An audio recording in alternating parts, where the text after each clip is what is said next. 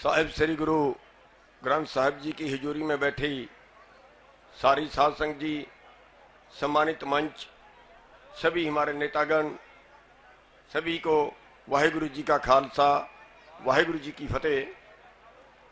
सबसे पहले तो हम उन शहीदों के चरणों में नमन करते हैं जिन्होंने इस देश को बचाने के लिए किसानों को, मजदूरों को, ये केवल किसानों की लड़ाई नहीं है, हर उस आदमी की लड़ाई है जो अन्न खाता है, उन सब को बचाने के लिए इस आंदोलन में शहीदी दी है। उनके चरणों में नमन करते हैं।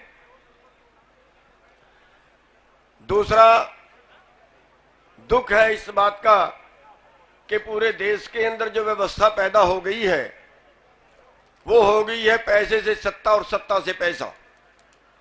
लेकिन उत्तर प्रदेश 2 कदम और आगे निकल गया है, गुंडागर्दी से सत्ता और सत्ता से गुंडागर्दी। और दुख इस बात का भी है कि परमात्मा के बाद अगर कोई बचाने वाला होता है वो सरकार बचाने वाली होती है, वो नेता बचाने वाले होते हैं, दूसरी खुदाई माना जाता है। अगर वही जनता का कत्ल करना शुरू कर दें तो इससे बुरी, इससे निंदनीय, इससे बड़ी विडंबना और क्या हो सकती है। अगर कोई अब परिवारों के साथ अफसोस जताने भी आता है, कोई सभा में आना चाहता है, उसको भी रोक दिया जाता है। 4 तारीख को मैं आने लगा था, मेरठ के अंदर हमें गिरफ्तार कर लिया गया और 10 घंटे तक थाने में बिठा के रखना पड़ा, रखा उन्होंने। जब हरियाणा, पंजाब, उत्तर प्रदेश, उत्तराखंड जो लोगों ने जाम लगाया, तब रात को 11 बजे यहां से निकाल कर और रात को 2:30 बजे कुंडली बॉर्डर पे छोड़ के आए। उसके बाद फिर आना चाहा तो फिर उन्होंने रास्ते में 1:30 बजे गजरौला कला में नाका लगा के रोक लिया और उनसे भागना पड़ा।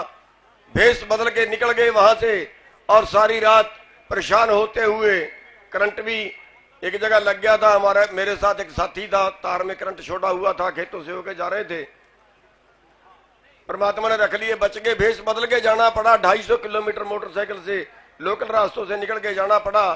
और आज भी मेरे को डाउट था कि हमें जरूर रोकेंगे, आज भी 50 किलोमीटर जंगल के रास्ते से होके आए हैं।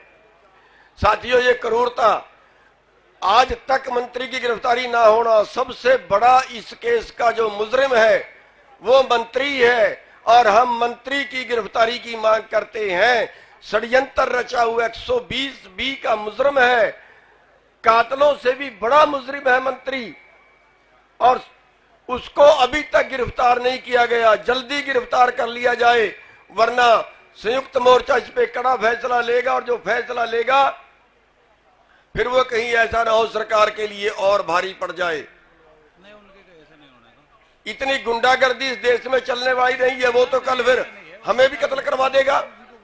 अगर उसकी गुंडागर्दी से डरेंगे वो तो किसी को भी कत्ल करवा देगा। अकाली दल है वो, तो ये किसी हालत बर्दाश्त नहीं होगी। और जहां तक सवाल है कि उससे सरकार जो कर रही है इसको हिंदू मुसलमान, हिंदू सिख में बांटना चाहती है, धर्मवाद में बांटना चाहती है, जातिवाद पे इस आंदोलन को बांटना चाहती है। ये हमारे पेट का आंदोलन है। पेट हिंदुओं का भी है, मुसलमानों का भी है, सिखों का भी है, ईसाइयों का भी है, सभी का है। ये हमारे पेट की लड़ाई है और हमारी साझी लड़ाई है, हमारी इकट्ठी लड़ाई है। हम इनके बांटे नहीं बटेंगे। जहां हिंदू का खून गिरेगा, जहां हिंदू का पसीना गिरेगा वहां सिख भाई अपना खून देंगे, और जहां सिख भाई का पसीना गिरेगा वहां हिंदू और मुसलमान भाई अपना खून देने के लिए तैयार हैं।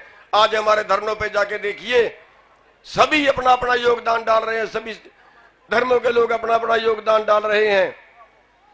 आज की जो श्रद्धांजलि है वो सभी धर्मों के लोग अपने अपने जगह पे पूरे देश के अंदर शहीदों को श्रद्धांजलि दे रहे हैं। तो हमें कोई बांटने की कोशिश ना करे, हम सब आपस में भाई भाई हैं। और ये आंदोलन जो है ये मानवता का आंदोलन है। चंद लोग पूरे देश के भोजन पे कब्जा करने जा रहे हैं और भोजन, जो भी भोजन खाता है, चाहे वो पैदा करता है चाहे वो खाता है, उन सब का आंदोलन है। और हम एक बार फिर सरकार को चेतावनी देते हैं कि मंत्री को जल्दी से जल्दी गिरफ्तार कर लें, कोई गड़बड़ करने की कोशिश ना करे, वरना ये देश का किसान अगर बिगड़ गया तो संभालना मुश्किल हो जाएगा। सरकार को चेतावनी है, हम कुछ नहीं मांग रहे, हम उतना ही मांग रहे जितना अपराध किया उतना मुकदमा दर्ज करके उनके जेलों में डाल दिया जाए, और वरना कोई कड़ा एक्शन हमें लेना पड़ेगा। इसी के साथ एक बार फिर शहीदों को श्रद्धा सुमन अर्पित करता हुआ आप सबका बहुत बहुत धन्यवाद। वाहिगुरु जी का खालसा, वाहिगुरु जी की फतेह।